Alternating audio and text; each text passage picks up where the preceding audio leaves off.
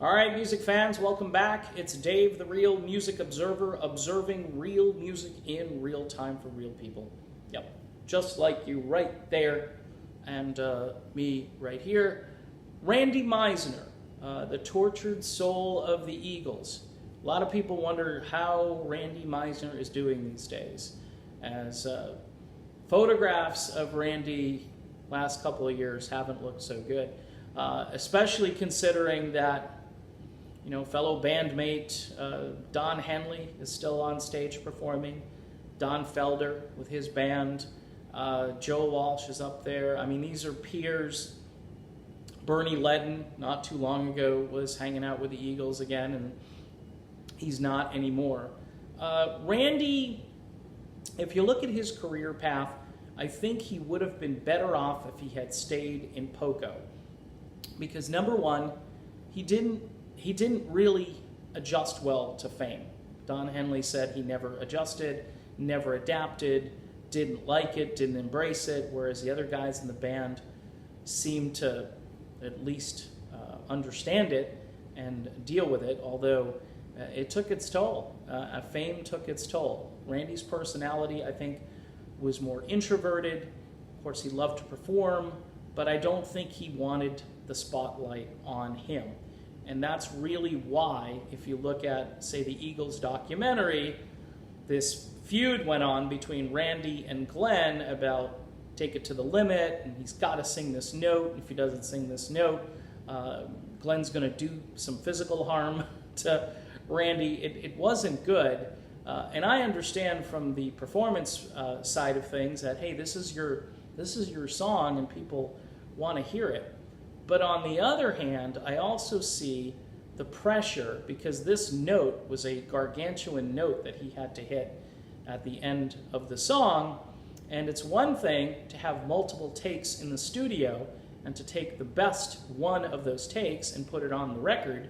Whereas if you're live and in concert and something goes wrong, they had to kind of warm him up. They had to keep going around like a plane circling the airport. Is he going to do it now? Is he going to do it now? The band, if you look at some of that live footage, and then finally he'll rev it up and throw the note out there, and they'll land the plane and finish the song. It's kind of interesting because it adds a little drama to it, especially if you know the backstory of Randy and how he's having trouble with this.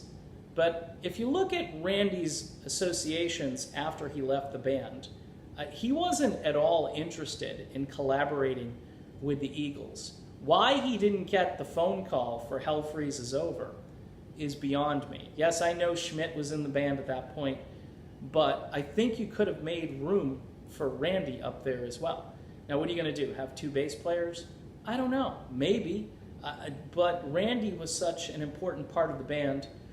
Tim Schmidt obviously ended up having more chart success with the song he had on Hell Freezes Over, and also that was Love Will Keep Us Alive, by the way, which I think was written by somebody else. I can't remember who it was written by, but it was written by an outside writer. And of course, I can't tell you why.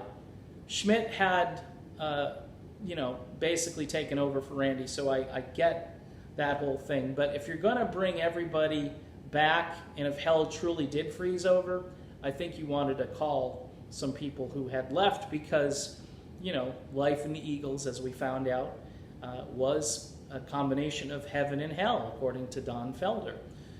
So Randy, though, goes off and does his own thing. He puts out an obligatory album for Asylum because he was required. He had one more album on the contract, and he had to do that, so he did.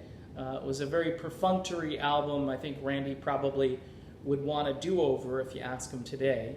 His second and third solo albums, though, are much better and definitely worth a listen if you haven't heard them. But as time goes on, there's no reaching out to the other guys. The other guys aren't reaching back for Randy. Something happened when Randy left, and we know that Glen and Don were fighting and feuding with everybody in the group.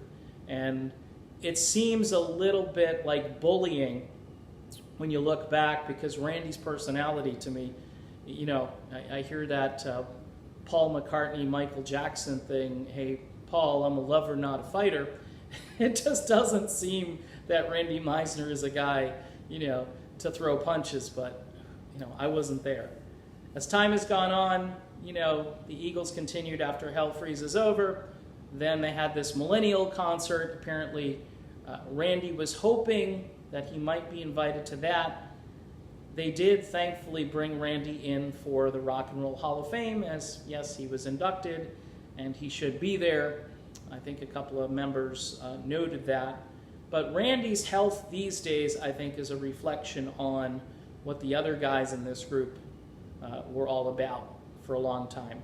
And yes, Randy had his own demons, but it's really tragic that the rest of the Eagles didn't kind of embrace and surround him like they would later do for Joe Walsh. In fact, they used Don Felder to help get, you know, Joe Walsh sober so he could be brought back for Hell Freezes Over, and Joe is in the band still to this day.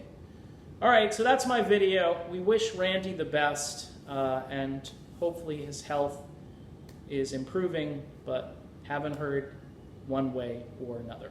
All right, I'll be back with more real music talk in real time for real people.